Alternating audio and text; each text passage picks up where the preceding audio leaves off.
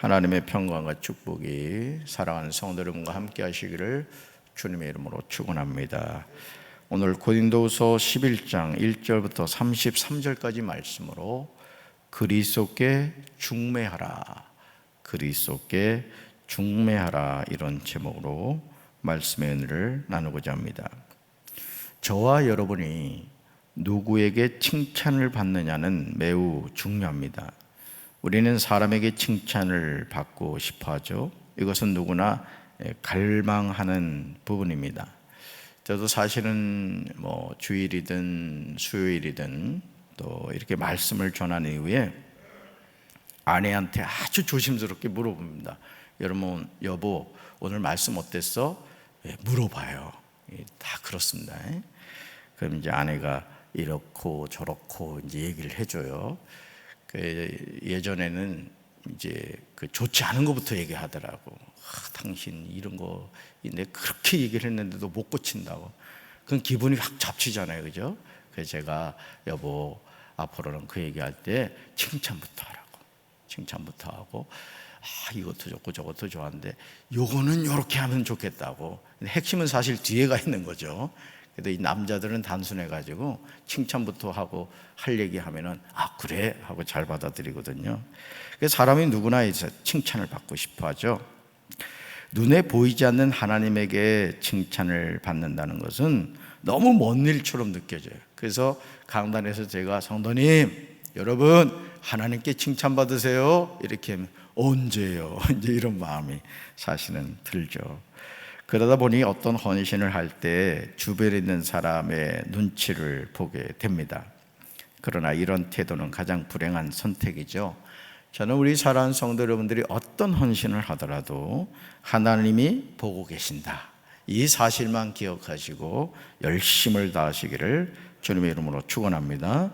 옳다 인정함을 받는 사람은 오직 주께서 칭찬하시는 자임을 잊지 말아야 돼요.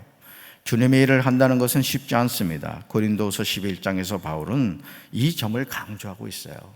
사실 오늘 이 말씀을 읽어보면 주님의 일을 한다는 것이 이런 거구나, 그렇게 알게 되죠. 자신이 수고를 넘치도록 하고 옥에 갇히기도 하고 더 많이 하고 매도 수없이 맞고 여러 번 죽을 뻔하였다고 고백하죠. 하나님의 열심을 가진 사명자는 자신이 해야 할 역할이 무엇인지 늘 생각하면서 살아야 됩니다. 이게 중요한 거예요. 그래서 주님의 몸된 교회를 다니면서도 여러분, 제가 늘 말씀드리잖아요. 늘 살피라고요. 그러면 주님이 여러분에게 내가 뭘 해야 되는가를 생각하게 하고 내가 이거 해야 되겠구나, 그걸 이제 깨닫게 되는 것이죠. 저는 우리 사랑하는 성도 여러분들이 주님의 몸된 교회에서 구경꾼이 아니라 사명자가 되셔서 주님에게 칭찬 듣는 일꾼들 되시기를 주님의 이름으로 축원합니다. 첫 번째로 2절 보시면 하나님의 열심으로 열심을 내는 사명자는 성도들을 그리스도께 중매합니다. 바울은 1절에서 이상한 말을 합니다. 1절 같이 읽습니다. 원하건대 너희는 나의 좀 어리석은 것을 용납하라. 청하건대 나를 용납하라. 아멘. 지금 바울은 고린도 교회 성도들에게 간절히 요청하고 있어요. 이 현대인의 성경 번역을 보면 이해하기 쉽죠? 여러분은 내가 좀 어리석어 보이더라도 참고 내 말을 들어주십시오. 이렇게 말하면서 2절에서 자신이 하는 역할이 무엇인지를 기록하고 있어요. 자신이 예수님의 부름받은 사도로서 내가 뭘 하고 있느냐, 이걸 고백하는 거죠. 2절 같이 읽습니다. 내가 하나님의 열심으로 너희를 위하여 열심을 내노니 내가 너희를 정결한 처녀로 한 남편인 그리스도께 드리려고 중매함이로다. 그러나 나는 아멘. 여러분, 이 빨간 글씨를 잘 보셔야 됩니다. 왜 예수님이 우리의 신랑인가? 왜 우리가 예수님의 신부인가? 이 말씀에 나오는 거예요.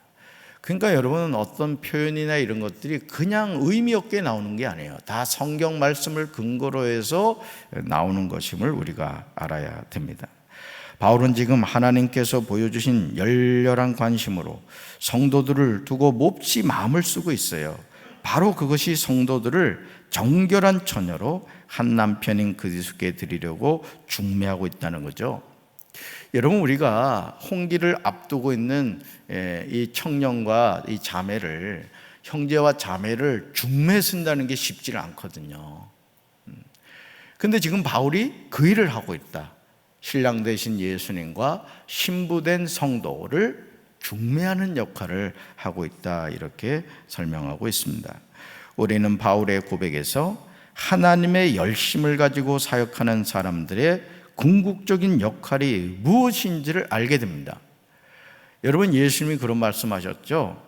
사두개인들이 한 자매가 7 형제하고 다 결혼을 한 거예요. 그 당시에는 법이 그랬습니다. 형님이 아이를 낳지 못하면 그 다음 동생이 형수와 통해서 가문을 이어갔어요. 이거는 그 시대의 풍습이었어요. 자, 근데 7 형제가 한 여자를 다 아내로 취했다. 그럼 천국 가서 누구 아내 되느냐? 그때 예수님 그러셨죠. 천국은 장가도 가지 않고 시집도 가지 않는다. 자, 뭐죠? 신랑은 누구다? 예수님이다. 이 사실을 우리에게 말씀을 하시는 거예요. 그렇습니다. 성도를 그리스도께 드리려고 중매하는 것, 이것이 바로 하나님의 일을 맡은 부름받은 사역자의 중요한 역할이라는 거예요. 그러니까 교회 학교에서도 마찬가지인 거예요. 교회 학교에서도 우리 전도사님들이, 부장님들이, 교사들이 예수님 얘기를 해야 되는 거예요. 예수님 얘기를. 그래서 그 아이들의 영혼이 예수님이 내 신랑이시구나, 이걸 알고 살아가게 해야 된다는 거죠. 두 번째로 3절을 보시면 그리스도를 향하는 진실함과 깨끗함에서 떠나 부패할까 두려워해야 합니다. 바울은 3절 상반절에서 뱀이 그 관계로 하와를 미혹하였다고 강조하죠. 그러면서 3절 하반절에서 이렇게 고백합니다. 같이 읽습니다. 너희 마음이 그리스도를 향하는 진실함과 깨끗함에서 떠나 부패할까 두려워하노라. 아멘. 여러분, 이 3절 하반절을 잘 보셔야 돼요. 여러분, 그리스도의 신부는 뭘 가져야 되느냐? 진실함과 깨끗함을 가져야 된다. 그래서 목사나 성도가 타락하면 버림받는 거예요. 여러분, 결혼을 앞둔 신부는요, 체중 관리도 하고요, 또 피부 미용도 엄청 신경을 씁니다. 이유는 한 가지요. 신랑을 맞이하기 위해서. 여러분, 우리가 이 세상 왜 살아가죠? 자아실현을 위해서 살아갑니까? 성공하기 위해서 살아갑니까?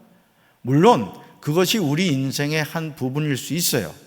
그러나 궁극적으로 우리가 이 세상을 살아가는 이유는 예수님과 혼인하기 위해서입니다.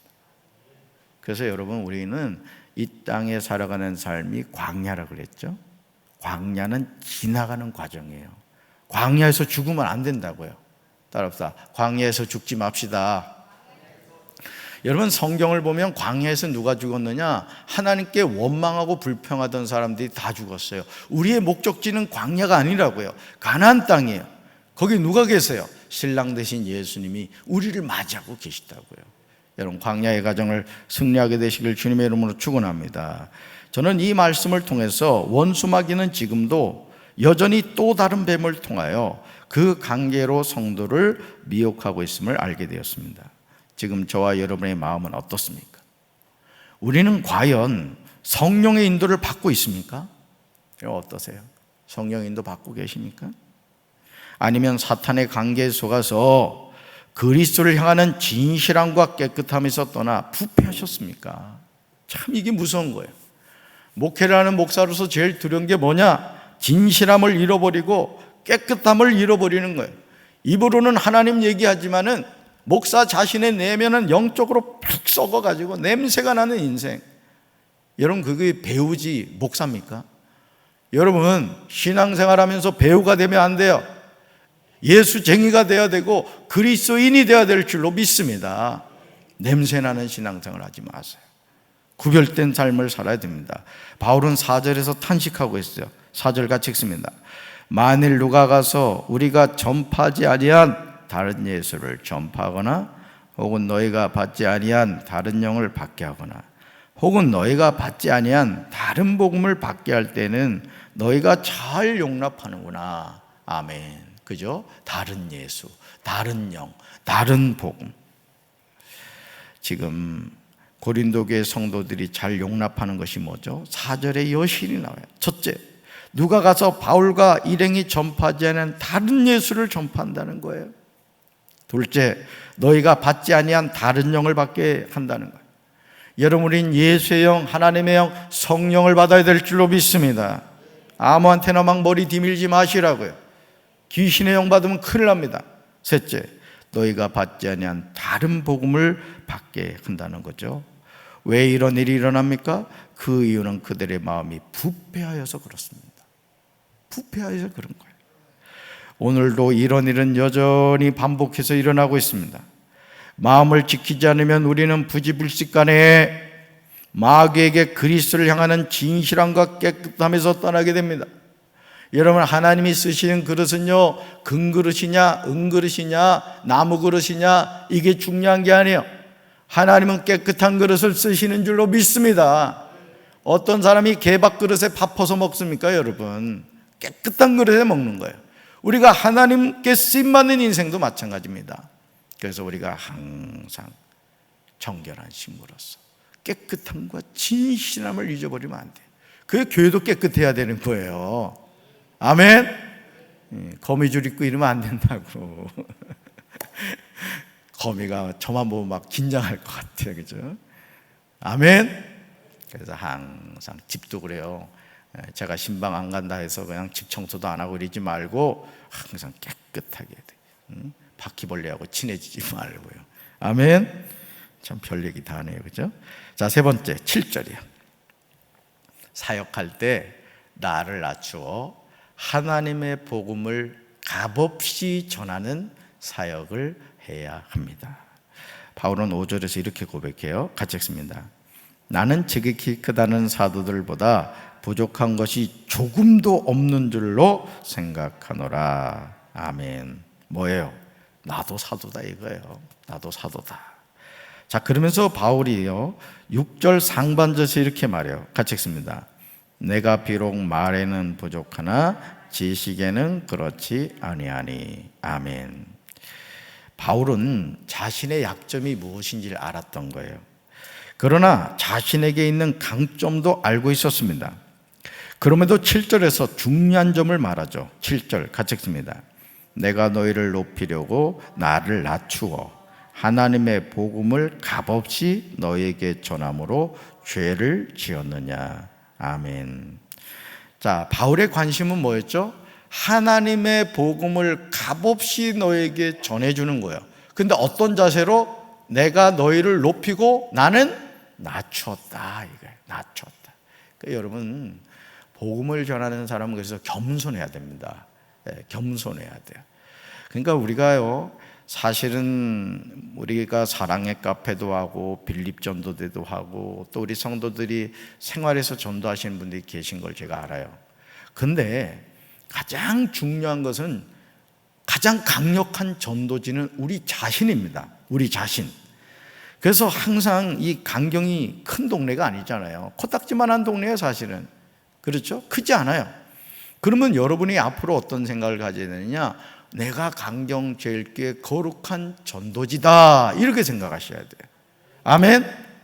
그래서 항상 여러분들이 어디를 가든지 하나님이 불꽃 같은 눈동자로 지켜보신 건 당연하고 주변에 있는 사람들이 나를 바라보고 있다. 그렇다고 너무 매이지는 마세요. 자유하시되 내가 항상 우리 강경제일교회 전도지고 하나님을 증거하는 그리스도의 편지다. 이런 마음을 갖고 말을 하고 행동을 하시라는 거예요. 할렐루야. 자, 세번역으로 7절을 보시면요, 아주 이해하기가 쉬워요. 같이 읽습니다. 나는 여러분을 높이기 위하여 나 자신을 낮추었고 또 하나님의 복음을 값없이 여러분에게 전하였습니다. 그렇게 한 것이 죄라도 된다는 말입니까? 아멘. 성도를 높이기 위해서 자신을 낮췄다는 바울의 고백은 주님의 일을 하는 저와 여러분을 숙연하게 만들죠. 그러니까 여러분, 담임 목사도 그렇습니다. 담임 목사도 교회에서 자신이 높아지려고 하면요, 참 볼썽사나운 거예요. 부서장들도 마찬가지예요. 우리 장로님들도 부서에서 일을 할 때 어떤 일을 하고 나면은 항상 같이 일한 사람을 막 높여주셔야 돼요. 그래서 저는요, 우리 교회 와서 어떤 일을 하려고 오신 분들이 있으면은 제가 엄청 섬깁니다. 엄청 섬기. 며칠 전에도 저희 사택에 냉온풍계 이 풍향기라 그러죠. 이 바람 이렇게 하는 게 있어요. 그게 하나가 돌아가셨어. 그래서 이제 장정훈 전사님 통해 AS를 했더니 왔더라고요. 그래가지고 그냥 껍데기를 다 교체해 주려고 하더라고요. 그래서 고장 났다고 하니까 고쳐주더라고요. 그래서 제가 냉장고를 열어서 또 바카스를 대접했지 뭐야. 기름칠을 해놓는 거예요. 기름칠을. 왜요? 교회에 갔더니 참 그 교회 목사 괜찮더라. 이런 바카스 얼마입니까 사실은. 그래서 저는 항상 그런 마음을 가져요. 공사하러 오는 분들, 우리 김희중 장로님 같이 저하고 이렇게 일해보셔서 아시지만은요, 무조건 사장님이야. 무조건 사장님. 그냥 직원인 거 알아도. 말이라도 그렇잖아요. 어떻게 대하느냐에 따라 중요하거든요. 그리고 또 교회 이미지기도 하고요. 아멘. 그러니까 여러분들이 담임 목사도 우리 같이 일하는 전도사님들을 높여주고, 또 우리 부서장인 장로님들은 같이 일하는 분들, 우리 권사님 집사님 도와주셔서 이렇게 했습니다. 자꾸 그런 분위기가 돼야 되는 거예요. 할렐루야. 그런 교회가 좋은 교회가 되죠. 자, 9절을 보면요, 바울의 사역관이 나옵니다. 바울의 사역관. 자, 같이 읽습니다. 9절. 또 내가 너희와 함께 있을 때 비용이 부족하였을 때 아무에게도 누를 끼치지 아니하였으면 마게도냐에서 온 형제들이 나의 부족한 것을 보충하였음이라.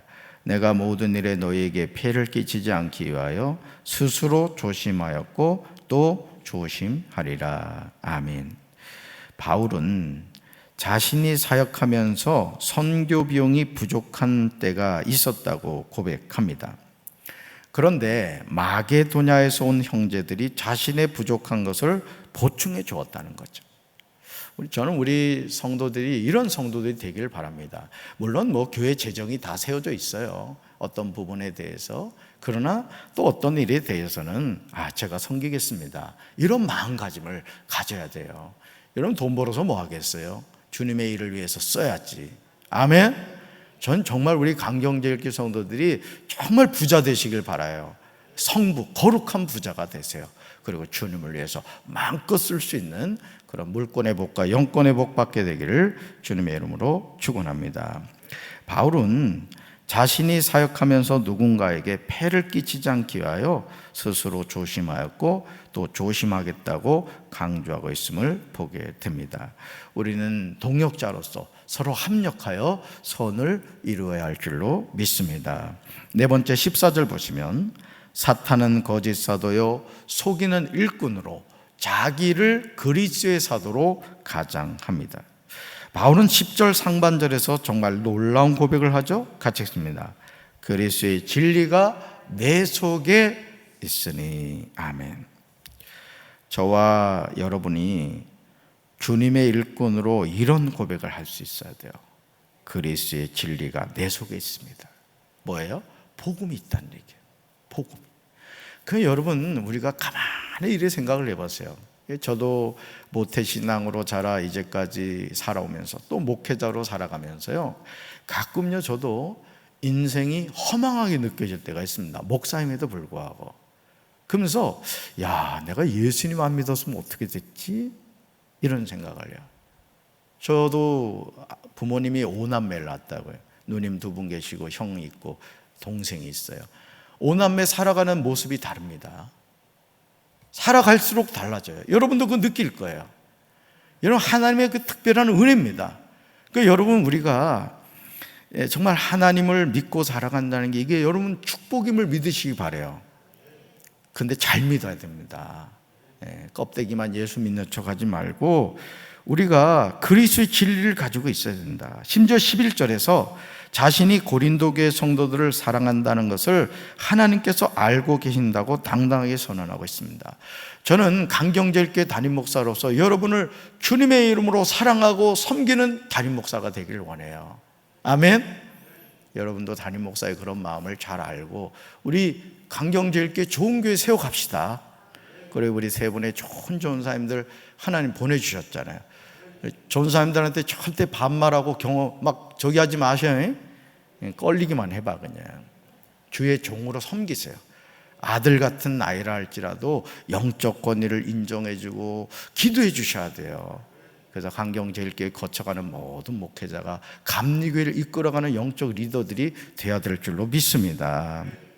자, 그러면서 거짓 사도들에 대해서 12절, 13절, 14절, 15절에서 경고하고 있어요. 이 말씀을 통해서 여러분 영적으로 분별하게 되시길 바라요. 같이 읽습니다.